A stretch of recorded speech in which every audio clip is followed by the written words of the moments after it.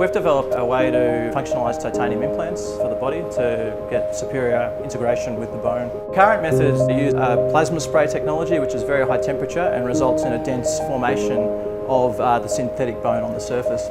What we can do is use a flame spray technique, which is lower temperature, and it results in a sponge-like formation of this synthetic bone, which really mimics the bone environment within our bodies.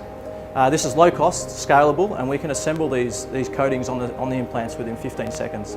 The advantage of this technique is it's highly porous, which means that bone can grow into it and it stops loosening and will eliminate the need for revision surgery.